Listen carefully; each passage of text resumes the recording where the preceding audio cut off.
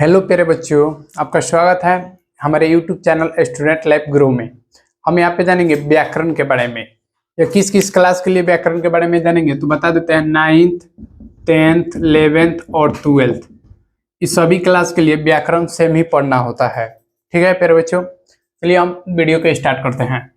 हिंदी में दो प्रकार के बुक होते हैं, एक तो बुक होता है और दूसरा का आपका ग्रामर होता है।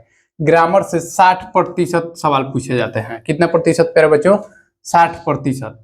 अब चलिए हम इसमें बात कर रहे हैं हिंदी के बारे में। मेन हमारा टॉपिक रहेगा भाषा और व्याकरण। भाषा और व्याकरण। इसके बाद देखते हैं हिंदी के बारे में थोड़ी सी नॉलेज होनी चाहिए। हिंदी किस भाषा का शब्द है तो ध्यान रखेंगे देवनागरी भाषा का शब्द है। आइए हम वीडियो को स्टार्ट करते हैं बिना किसी देरी किए हुए। चलिए हम टॉपिक की बात करते हैं। टॉपिक्स के बारे में सबसे पहले हम जानेंगे हिंदी के बारे में। हिंदी के बारे में क्या क्या जानते हैं तो पहली चीज, हिंदी कोई पूछेगा क्या है तो हिंदी एक भाषा है। हिंदी एक भाषा है। अब ध्यान रखिए, हिंदी एक भाषा है। अब हिंदी के पिता कौन होते हैं मेरे बच्चों? हिंदी के पिता के कोई पूछेगा तो क्या बताएंगे? भारतेंदु हरिश्चंद्र। क्या बताएंगे?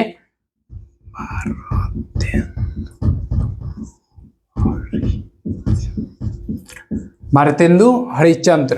हिंदी के पिता पूछा जाएगा तो भारतेंदु हरिश्चंद्र। फिर पूछा जाएगा आपसे हिंदी किस लिपि में लिखी जाती है? हिंदी किस लिपि में लिखी जाती है? हिंदी किस लिपि में लिखी जाती है तो देवनागरी लिपि में।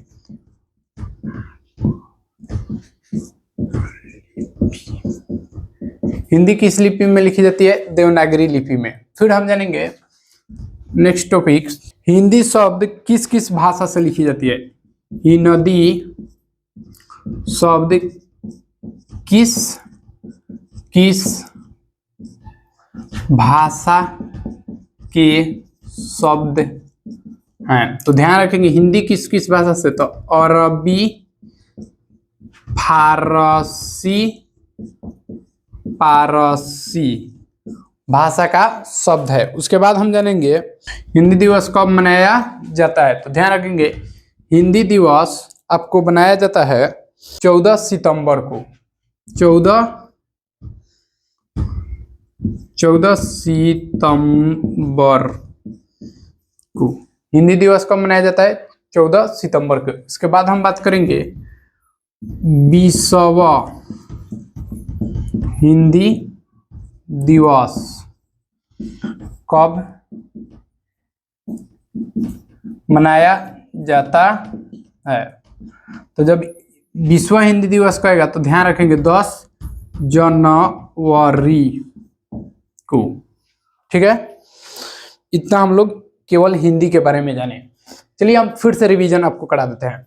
सबसे पहले हम हिंदी के बारे में जाने तो हिंदी के पिता कौन होते हैं देखते हैं। यहाँ पे हिंदी के बारे में हम लोग पढ़े, थोड़ा सा रिवीजन कराते हैं। हिंदी एक भाषा है। क्या है प्यारे बच्चों? हिंदी एक भाषा है। हिंदी किस लिपि में लिखी जाती है? इससे पहले हिंदी एक भाषा है बोले, हिंदी किस लिपि में लिखी जाती है? देवनागरी लिपि में।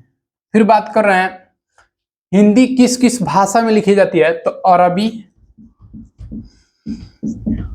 फारसी, पारसी। उसके बाद फिर हम हिंदी के बारे में बात करेंगे तो हिंदी विश्व हिंदी दिवस कब मनाया जाता है? विश्व हिंदी दिवस। तो विश्व हिंदी दिवस जब भी कहेगा तो ध्यान रखेंगे 14 सितंबर।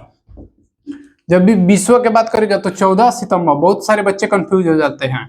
वहीं फिर बात करेगा केवल हिंदी दिवस, क्योंकि कहेगा हिंदी दिवस तो ध्यान रखेंगे 10 जनवरी। उसके बाद बात कर रहे थे हम लोग हिंदी के बारे में। अब हिंदी के बारे में हमारा टोटल इतना सारा पॉइंट्स था। यदि आपको याद हो रहा है तो अच्छी बात है, और इसको याद कर लेंगे और फेयर में लिख लेंगे। चलिए अब हम बात करेंगे, टॉपिक हो गया अब भाषा के बारे में बात करेंगे और व्याकरण के बारे में। नेक्स्ट टॉपिक हमारा है भाषा के बारे में। हम नेक्स्ट टॉपिक जानेंगे भाषा के बारे में। भाषा में सबसे पहले किसी भी चीज को बोलने के लिए हमें भाषा की बहुत ही ज्यादा जरूरी होती है। जैसे हम बात करते हैं, हम अपने मन के भाव या विचारों को जिस माध्यम से बोलकर या लिखकर या संकेत के द्वारा भी प्रकट करते हैं उसे हम बिल्कुल भाषा बोल सकते हैं। अलग अलग टीचर अलग अलग परिभाषा लिखवाते हैं। हम अपने मन के भाव विचारों तथा भावनाओं को लिखकर या बोलकर प्रकट करते हैं उसे भाषा कहते हैं। चलिए हम बोर्ड पे लिखते हैं। हम अपने मन के भाव और विचारों और भावनाओं को लिखकर या बोलकर प्रकट करते हैं उसे भाषा कहते हैं। अब देखते हैं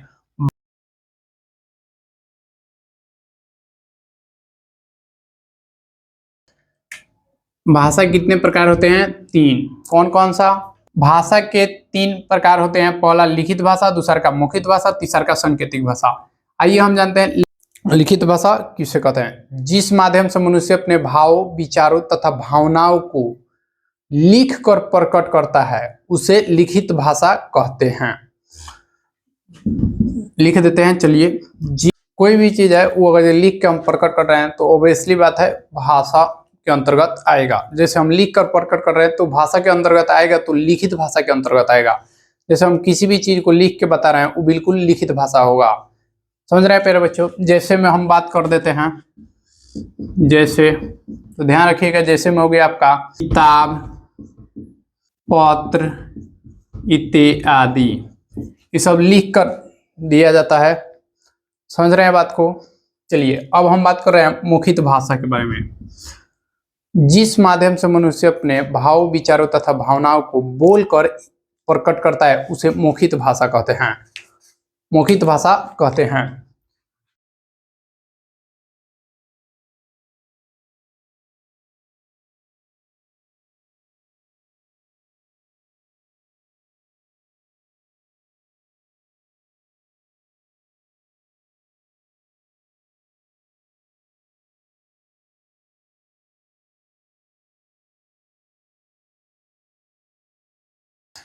जिस माध्यम से मनुष्य अपने भाव विचारों तथा भावनाओं को बोलकर प्रकट करते हैं उसे मौखिक भाषा कहते हैं। जैसे हम बोल रहे हैं वही आपका होगा। जैसे बोल चाल, बोल चाल बोल सकते हैं। इसके बाद बात कर रहे थे सांकेतिक भाषा। जिस माध्यम से मनुष्य अपने इशारों के द्वारा भावनाओं को व्यक्त करता है उसे सांकेतिक भाषा कहते हैं। जिस माध्यम से